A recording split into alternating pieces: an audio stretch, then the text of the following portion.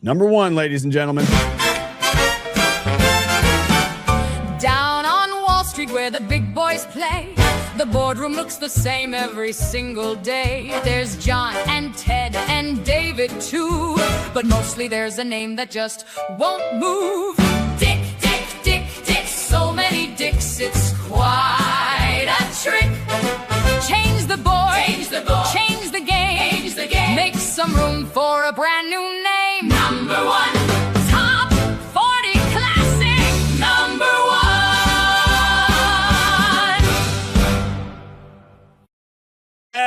Well. We kept Jimmy and Kelly on for some reason. That's me. Oh, my Lord. All right, before we get started, let's watch this. When it comes to corporate boardrooms, it's hard to tell the difference between 1954 and 2024. You know, 73% male and 88% white. But despite the status quo, one company continued to say, no elfing way. Of about 4,100 publicly traded companies in the US, ELF was the only one with a board that's 78% women and 44% diverse. And with 22 consecutive quarters of growth, we believe diversity was more than the right thing to do, it was the profitable thing to do. We needed to change the board game. But how? First, we built a new database of over 35,000 board members. Then we crunched the numbers and the names. When we went through our data, one thing that was staring us right in the face was, wow, there's a lot of dick in here. Yep, so many dicks. Turns out, there aren't just more men on corporate boards. There are more men named Dick, just Dick, than entire groups of underrepresented people. While it's okay to be a dick, boardrooms need more of everyone else. So, we took our discovery to the capital of capitalism.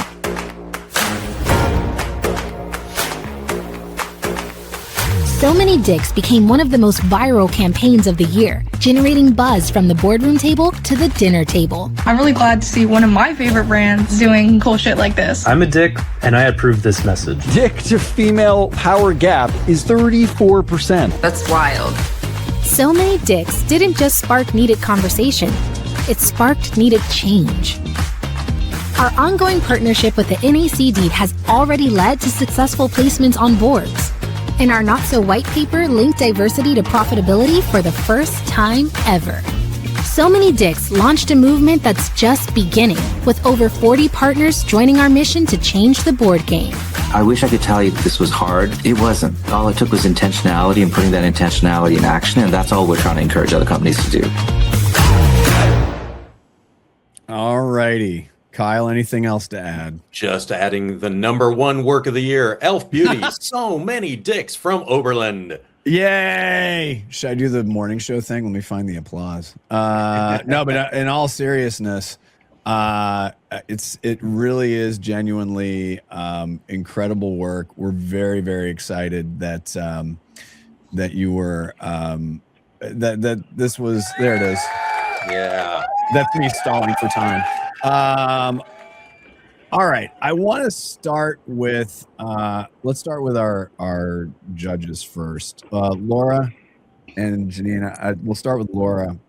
Give us your feedback on this runaway success.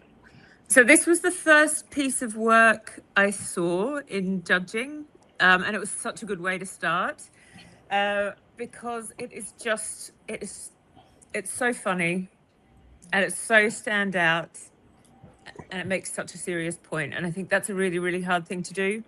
You know, I run a women's network called She Says, and we do a lot of campaigning, not for clients, but for sort of women in our industry. And I know how hard it is to walk that line. It's great. And it's so simple. It's not saying anything, anything extra. It's just being really, really clear about the message. And it's so, it's got so much viral potential as well. You know, it had so many people talking about it. So yeah, really well done. Was that whose dog was that? Bill's dog? That was mine. She's excited too. Okay. She's agreeing with Laura. She's very grateful that you picked us. Thank you. Janina, anything else to add? Oh my gosh, saw this work in the wild and could not stop talking about it. You guys, this work has been thumbnailed in a million decks to clients of ours that are like, aim for this. This is hot and incredible. And honestly, I could yap on and on and on about it forever, which is why it's particularly ironic that in this judging context where I ought to be able to express everything eloquently, I'm left fully speechless. This shit is genius. I'm so grateful for it. Celebrate it your whole careers long. It is an epic achievement and so important on so many levels. But I honestly can't say anything smarter than that about it because it just hits right here. Thank you. Health and safety just reached out to us saying, Bill, keep your eye on the road, damn it. Don't look at us. No, look at the road. Oh my God. So many Dougs. There's just so many Dougs. No, there's not. That's okay. There aren't a lot of Dougs. Good to see you. Boy, around the world we go. First, again, congratulations. Katie gets the t-shirt of the day with the Beastie Boys thing. So, Bill, we'll start with you. And Lisa and I have talked about it. I've talked to Drew about it. I've talked to all of you about this. Where did this even begin? And what is it like to have a client that is willing to do the right thing?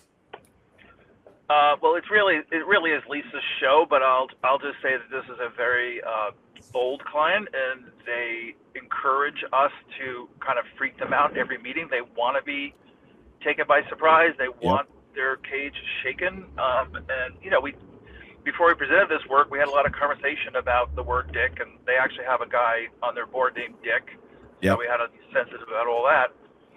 But Corey, the CMO, she's really a renegade. She's really out there pushing all the time.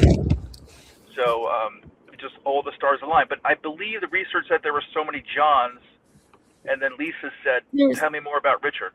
There was a study done that was in Bloomberg, followed up, and it started in the New York Times, and that was about CEOs, and it had pointed out that there were more CEOs named John than there were women CEOs, and it had been done quite a long time ago. I think it was 2014. And so, frankly, kind of what Bill is talking about there, when we were really trying to figure out how to get this information across. And I think Laura and Janina, you've talked about this, which is sort of like, it can be really, really boring. I mean, it's a statistic, and people just haven't been listening to the fact that women are and people of color are just underrepresented on boards. And it's like, how do you wake them up to this? And again, just calling out the stats, calling out the numbers wasn't going to be enough. And really, when I saw the John stat, it was the first time, even for me, I was like, gosh, when you humanize it, it changes everything, and it starts to feel a lot more tinkle, and it starts to feel a lot more potent and real, and you start to understand the numbers a little better. And like Bill said, the idea really came together when we realized they had a Dick on their board, and it was sort of like, I wonder how many Richards there are and how many Dicks there are. And my goodness, to walk into a client and be able to say to them, hey, we want to do this thing about Dicks. We don't even know what the numbers are going to say yet. They might not bear out, or they might bear out. Are you willing to find out?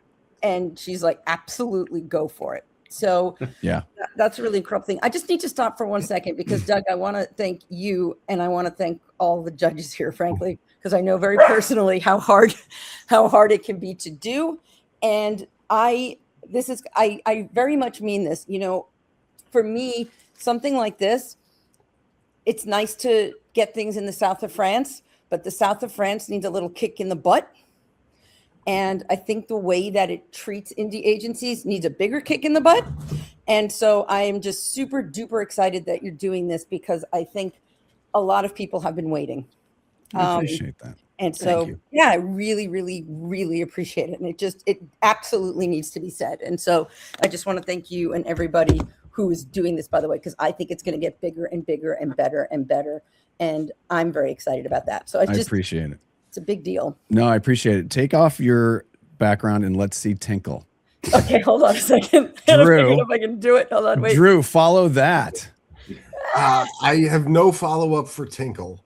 Does anyone? I can pick up the story where Lisa left Hold off. on, I'm gonna grab her. Hold on. Because, what Lisa said, we had to then find out what the numbers were.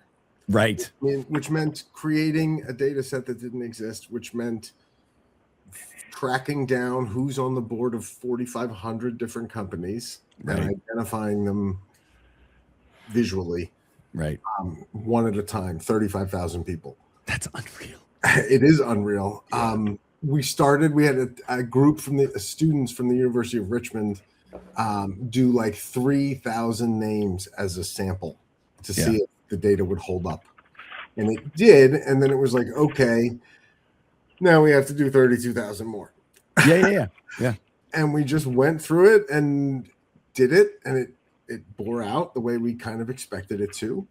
And then we had to make sure we didn't offend anybody, because it's really hard to identify people's race by looking at a picture of them on LinkedIn or cyber stalking them to see if they're part of the Latin Corporate Directors Association or something like that. Right. And so, we had to create a mechanism for people to search for themselves and correct the data. And that's been a real fun kind of ongoing piece of it. And, what was, I think, great about it is, the clients bought it, they leaned into it, they launched it at a time where they were producing their earnings, and they were the number one stock on Wall Street the day we launched it. Yeah. And so the timing was perfect. And when you look back year over year at the 3 months when the out-of-home campaign was in the market compared to the same 3 months of the last year, they're up 30% in sales. Wow. Right? Mm-hmm. So no product, not even really a lot of mention of their name, right? Just the logo kind of at the end. And there's Tinkle. They're so pretty. And 30% lift in sales, right? Yeah. Which is really remarkable. And more importantly for them, it lifted awareness, trust, and likability among women 30 to 55 by a significant margin, which is not Elf's traditional audience. It really introduced them to a professional set of women in a way, that opened a market. And I think that's really kind of the overall takeaway as to what you can do with using purpose as a tool to build brand equity. Right. And how it can translate down to product sales. It's really a perfect case study. I love it. Katie, from your end, because you're all about growth as well. We all are, but that's in your title. How does this help you tell the Oberlin story to new potential clients? It does my job for me. They don't really need me. No, it's our crown jewel case study, because it connects what Oberlin is so good at, finding a brand's purpose. And it could be for any type of brand, right? Like, it just connects some real value to real people, but it really is impact led, right? This is about women in boardrooms. They're not selling Elf makeup.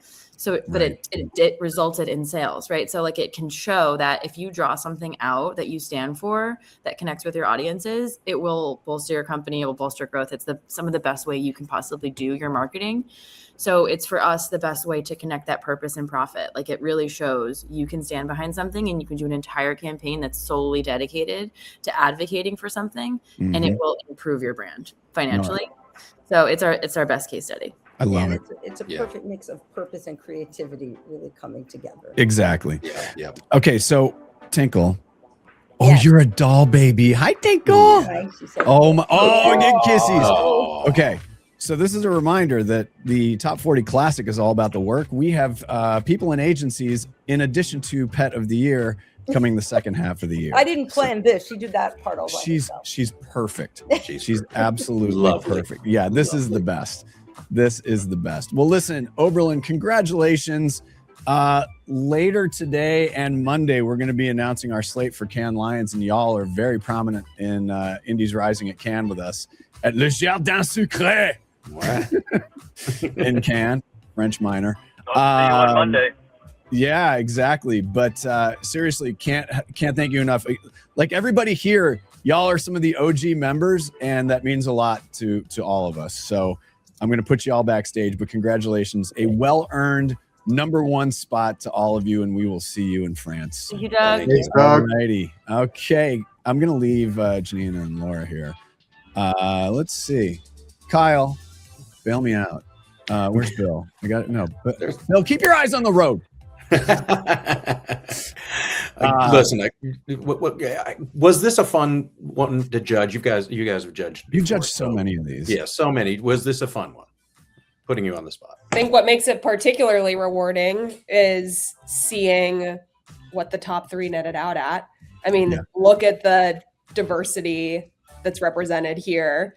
TV snippets that make media a larger metaphor, an epic rebrand, and a social good turned brand purpose statement thing that cannot even be categorized. Come on, that payoff makes digging and spending hours judging and categorizing. Whew, so worth it. Very cool. Exactly. Laura, you've done a ton of these. Your thoughts on what you enjoyed most about judging this one? Got to unmute, kid. Unmute. Yeah, thanks. I'm struggling, by the way, Doug. I can only hear you.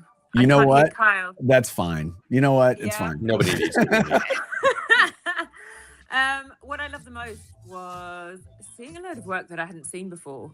You know, when you're working on the other side of the world, you think you've seen all the great work there is out there, and you try to keep abreast, and you're, you know, reading all the newsletters and checking all the sites and all of that stuff. But nothing beats actually seeing the best work from everywhere, from indie agencies, because you just don't see that in particularly a lot of the big award shows, right? The indies are so kind of tucked away, so it tends to be the same campaigns and the same players. And there was that, you know, some really big award-winning campaigns in there that I'd seen before, but there was a ton of stuff which was great, which I had just not come across. Love it. Well, cool. I'm going to put both of you backstage. Thank you so much for doing this. Thanks. Really appreciate it.